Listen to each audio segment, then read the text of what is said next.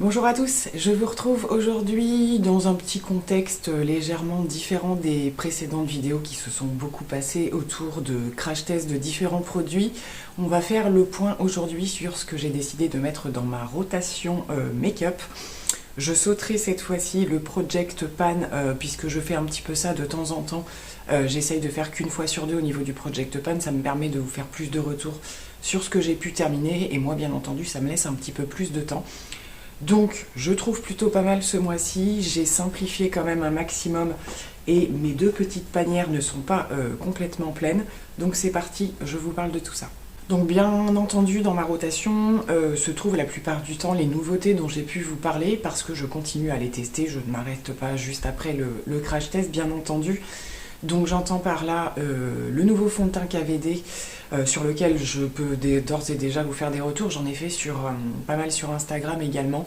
C'est une merveille, c'est un fond de teint qu'on peut vraiment utiliser au quotidien qui a une tenue juste dinguissime. Je crois que c'est un des meilleurs fonds de teint niveau tenue que j'ai pu voir. Et au niveau du teint, on est vraiment sur... Voilà, mon grain de peau est vraiment hyper amélioré. La couvrance est vraiment chouette sans faire autant d'effet de matière. Donc voilà, c'est un produit que je valide et vraiment, même pour le quotidien, ça cartonne. En contrepartie, il faut que je continue à tester la base que j'avais pris, mais qui sur moi, donc il s'agit de la base de la gamme Low Kit. Et qui ne fonctionne pas bien sur moi avec le fond de teint Good Apple. Donc ce que je vais faire, c'est que voilà, je la laisse dans ma rotation et en fonction des types de fond de teint que j'ai sélectionnés, eh bien je vais pouvoir la retester. La base Revlon que je continue de descendre, donc vous aurez peut-être vu la vidéo avant, mais j'ai réussi à trouver un endroit, même sans chercher, ce qui est juste super, qui avait un petit peu de stock au niveau des produits dans la gamme des Photo Ready, ce genre de choses. Donc vous le verrez lors de la prochaine vidéo, mais normalement elle sera parue avant. Donc j'ai un petit peu de backup, je vais quand même le terminer parce que voilà, je l'utilise énormément, donc aucun souci là-dessus. Et je réutilise en ce moment le Perfector 4-in-1 Glow de chez Maybelline qui est hyper sympa vraiment, même au niveau d'une base de teint lumineuse sans faire trop pour autant, je trouve. C'est un produit aussi que j'ai hâte de tester au moment des beaux jours. Voilà, peut-être qu'avec une poudre ou quoi, je pense que c'est quelque chose qui peut aussi fonctionner tout seul. Donc vraiment un très très joli produit également par ici. Lors d'un de mes derniers crash tests, je vous ai parlé du Tinted Hydrator de chez Wet n Wild que j'ai trouvé quand même dans l'ensemble plutôt sympa, mais qui pour le coup est un chouïa encore foncé. Donc voilà, je vais, je pense, le sortir quand même ce mois-ci. Je vous parle pas de tout ce que je sors, mais juste parce que celui-ci je l'ai crash testé. Et du coup, eh bien dès que j'aurai voilà, une teinte un petit peu plus au-dessus, il reviendra. J'ai également laissé le NARS Soft Matte, comme je vous le disais, c'est un fond de teint, c'est déjà d'une au niveau de ma teinte, et c'est le fond de teint vraiment que j'utilise l'hiver, donc je pense que voilà, encore ce mois-ci, il m'accompagne pareil, même au niveau du quotidien, quand je veux de la couvrance, il est carrément canon. J'ai repris sur Vinted, pareil, vous l'aurez peut-être vu précédemment, la CC Crème de chez It Cosmetics que j'avais donc terminée et qui est un de mes produits phares en termes de maquillage. Voilà, que ce soit n'importe quelle saison, après c'est en fonction de comment ma peau s'adapte également.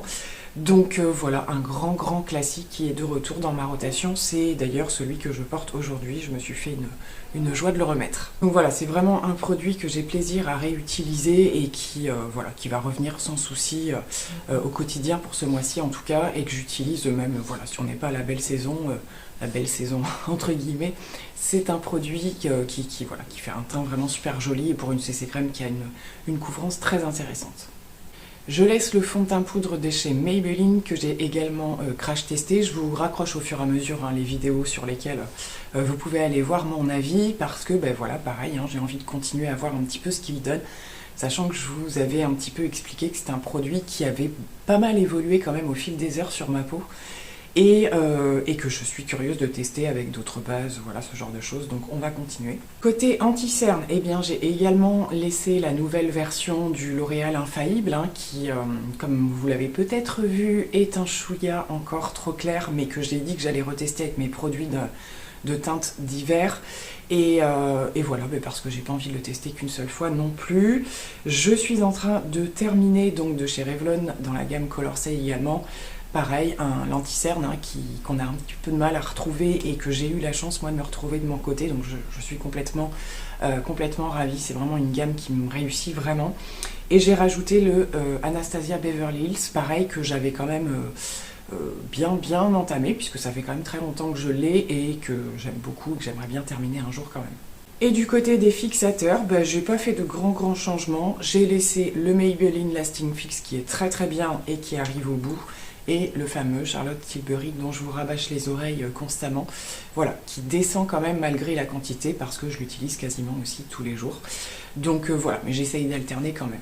Du côté des poudres, quelques modifications, mais je laisse automatiquement la Huda Beauty qui va me permettre, voilà, en fonction des jours, si voilà, il y a plus de petites choses qui font des petites zones de sécheresse, ce genre de truc, c'est la poudre hein, vraiment qui va sauver le reste du make-up, donc elle reste automatiquement. J'ai eu envie de ressortir la Charlotte Tilbury qui est discontinuée, hein, qu'on ne retrouve plus à la vente, que j'aime beaucoup également, mais pareil, hein, en fonction des produits, j'aime bien varier aussi. Et j'ai également remis la By Terry, hein, que j'ai en teinte un petit peu plus rosée pour le coup, donc qui va avoir un rendu un petit peu différent, mais qui est super sympa et qui quand même a ce côté qui ne dessèche pas la peau, surtout au niveau des petites ridules, ce genre de choses. Elle fonctionne plutôt bien là-dessus, je l'ai bien dégommée aussi, mais il en reste, donc on continue à utiliser. Au niveau de tout ce qui va être bronzer, etc., j'ai ressorti le Airbrush Airbrush Bronzer de Charlotte Tilbury que je creuse. Alors comme pas mal de produits Charlotte Tilbury, on n'a pas une profondeur de panne extrême, alors en particulier au milieu parce que sur les côtés il reste toujours plus de produits et c'est aussi nous qui avons tendance à prélever. Donc j'essaie d'y faire un petit peu plus attention maintenant et à penser à prélever également sur les côtés. C'est juste qu'on veut éviter d'en mettre partout, bien que ce bronzer ne soit pas très poudreux. Voilà, c'est bien aussi d'essayer de tout vider. Donc pour le coup, il sera avec moi ce mois-ci. J'ai ressorti 2 petits produits de chez Too Faced. Alors ça, c'était des collections de Noël, mais quand même très anciennes, mais qui fonctionnent super bien, puisque à l'intérieur, on a les poudres assez connues, les plus connues hein, de chez Too Faced, donc le bronzer Chocolate et l'highlighter, je ne sais même plus comment il s'appelle. Je ne pense pas qu'il soit sorti à l'unité ces highlighters là, enfin bon bref, peu importe.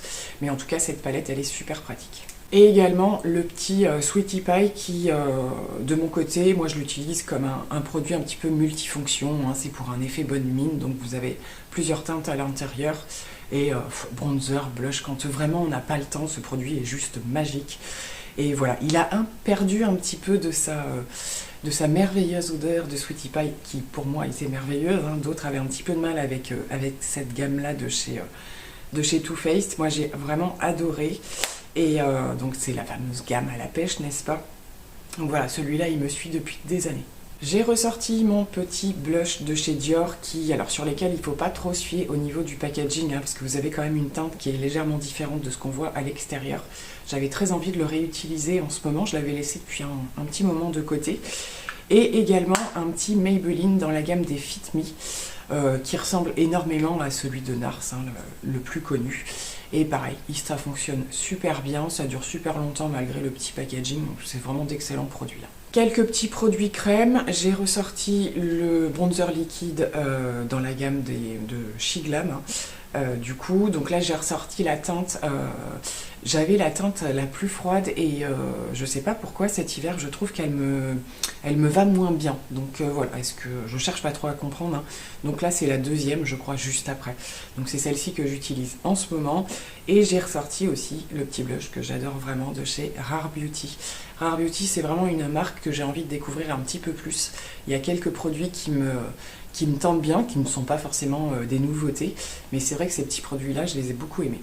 Alors du côté des palettes, j'ai fait hyper simple ce mois-ci parce que faut que ça fonctionne, faut que ça aille relativement vite. Si vraiment par X ou Y occasion, j'ai envie de, voilà, de piocher dans des make-up plus intenses, et quoi qu'avec ce que j'ai sélectionné, ça fonctionne quand même.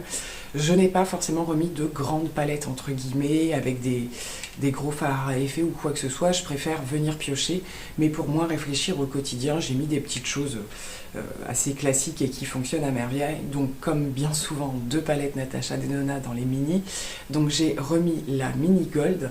Alors ça, c'est surtout parce que j'avais envie de réutiliser des kaki vert. J'ai également ressorti dans les mini la mini Star Palette que j'aime vraiment beaucoup, mais que je ressors pas forcément à beaucoup d'occasions et qui permet quand même des petites choses, soit très très classiques, très très nude, mais avec ce petit fard qui permet la petite touche d'originalité.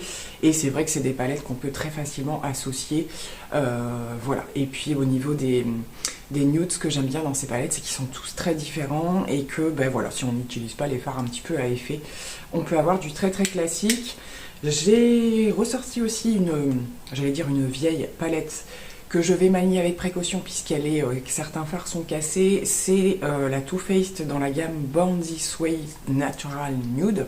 Donc la première version qui était sortie, qui est donc très classiquement une palette de nude, comme son nom l'indique. Donc je suis vigilante puisque vous voyez, alors en plus c'est le fard que j'utilise le plus qui est cassé. Il faudrait que je prenne le temps de le reconsolider un petit peu. Et je réutilise quand même beaucoup de nude. Je l'ai utilisé pour le maquillage d'aujourd'hui. Je ne sais pas si vous allez voir grand chose. J'ai quand même tendance à me redire que cette palette est a plus une tendance automnale et que je vais avoir un petit peu moins envie là à cette saison. Là c'est vraiment pour la rotation de mars, mais je la garderai pas par la suite parce qu'elle a quand même énormément de sous-tons chauds et que j'ai plus trop envie de ça en ce moment. Ça me fait trop penser à l'automne et je n'en peux plus là des saisons automne-hiver, clairement. C'est toujours comme ça au mois de mars de mon côté.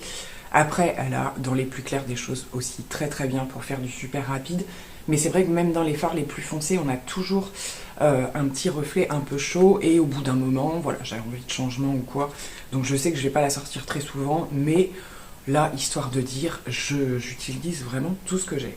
Donc écoutez, voilà pour cette rotation qui va être, alors du coup un petit peu plus courte, puisque comme je vous le disais, je me garde, je pense le mois prochain, de vous parler un petit peu de ce que j'ai réussi à terminer. Il y aura normalement des petites choses. Je refais pas le point sur tout ce qui va être un petit peu plus mascara et tout ça, mais pareil, je le ferai sûrement la fois prochaine, puisque il y en a qui vont très certainement se terminer très bientôt. Voilà, donc comme d'habitude, je vous retrouve dans les commentaires. J'essaye vraiment de rattraper mon retard là prochainement parce que ça fait plusieurs vidéos où je n'ai pas pris le temps et je m'en excuse par avance si certains d'entre vous attendent une réponse. Voilà, bon, la plupart du temps, même s'il n'y a pas de questions, j'aime bien quand même voilà, vous répondre malgré tout. Donc, eh bien, en attendant de vous retrouver pour une prochaine vidéo, plein de gros bisous, bye bye.